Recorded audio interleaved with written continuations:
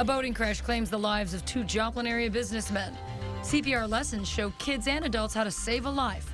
And protesters urge the president not to order a military strike on Syria. The 4 states' most watched news starts now. 2 Joplin area businessmen die in a boating crash in Kentucky. This is KOAM News at 10. I'm Lisa Allegas. It happened in Kentucky during an Extreme Boats magazine poker run. 47-year-old Jeff Asbell, who operated Asbell Trucking and Excavating in Carl Junction, was killed, along with 39-year-old Brad David Smith. The 2 men were taking part in the poker run race on Lake Cumberland today. Event organizers say it's one of the largest in the country, drawing boaters from many states, including the victims from Missouri.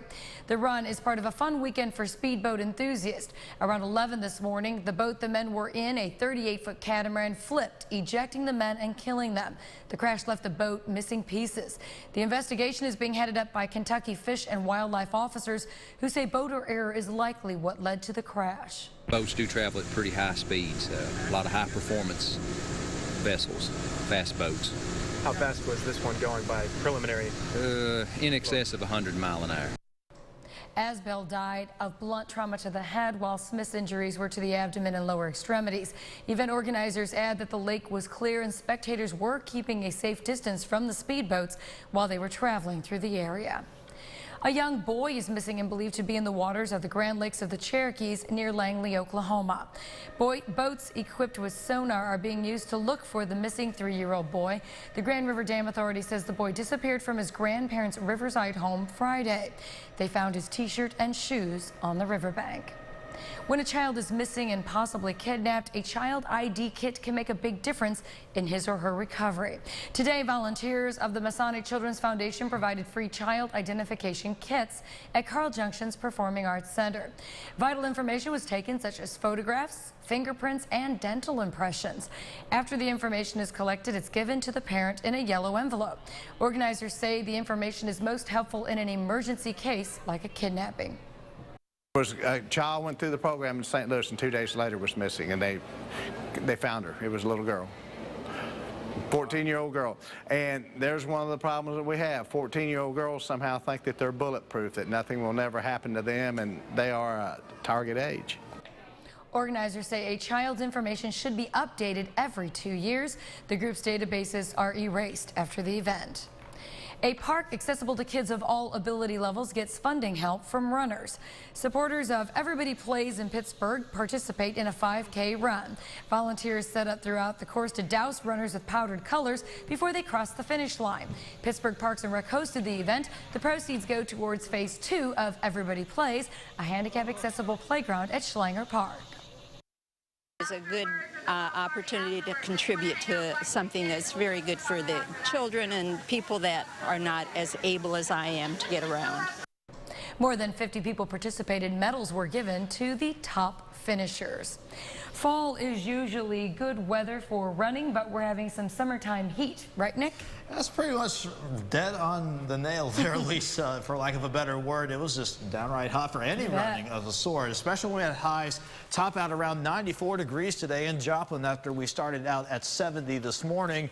Not much happening, although we are seeing cloud cover trying to move in and maybe a few showers trying to scrape in from Kansas City. So other than maybe a stray storm overnight, it's going to be quiet and partly cloudy with lows around 71. And we have a few more hot days before finally we do see some relief in terms of cooler temperatures and even rain chances on the horizon. We'll detail that coming up in 10 minutes, Lisa. All right, thanks, Nick. Students from a Springfield, Missouri university returned to Joplin to track and record the community's resilience after the tornado.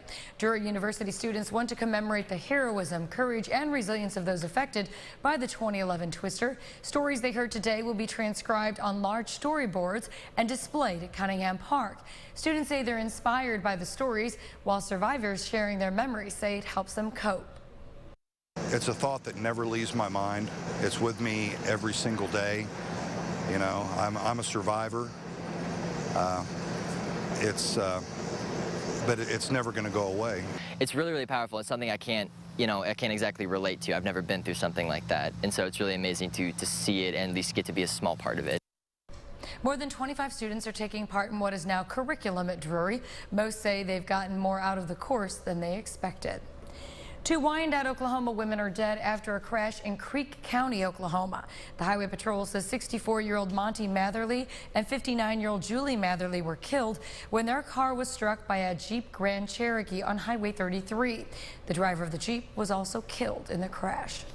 It only takes a second for someone to go into cardiac arrest and just a few minutes for disaster to strike, so it's better to be prepared. The American Red Cross hosted its Save a Life Saturday today at North Park Mall.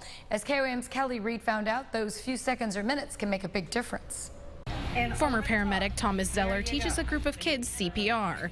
The Red Cross professional knows the hands-on procedure for citizen CPR. You want to put your palm down and you want to cup your hands, that way you take out the chest, and then you want it to be directly above them, and you want to compress it at 100 times a minute. Red Cross statistics show that 25% of Americans experience a situation where someone might need CPR. Whether it be of natural causes or due to a disaster, the Red Cross wants you to be ready. In cardiac arrest, the quicker that you can get advanced life support to the person, the better chance that the person has for survival. But not knowing when a disaster will strike, would you be ready at a moment's notice? When you become a disaster, you don't know how your mental status is going to be, and you can end up forgetting a lot of things that normally in a normal situation you would remember. The answer is simple: prepare. While the Red Cross teaches CPR, the Joplin police give parents information about child protection and bicycling safety. And Save a Life Saturday even featured a singing fire hydrant. Once a year, it's a company-wide program that we do. It's a kids' safety event. We usually do it every September. Zeller believes the more citizen bystanders that are trained in the skill, the more lives can be saved. In Joplin, Kelly Reed, KOAM News. And if you want more information on how to take CPR classes with the Red Cross, you can do so by checking out our website, KOAMTV.com. Those who save lives are heroes, as are those who serve our nation in uniform. We pay tribute to another four-state hero. From Iola, Kansas, we salute E7 Chief Petty Officer Dominic Joseph Hayne. A member of the U.S. Navy since 1988, Hayne served during Desert Shield, Storm, and Operation Iraqi Freedom 1 and 2. He's been given a Navy Commendation, Achievement, and Meritorious Medals. For your career of service, we salute you, Dominic Hayne, tonight's four-state hero. That's news and weather in our first 7 minutes. Next, President Obama prepares to take his case for a military strike on Syria to the people on Tuesday, but protesters are already taking to the streets.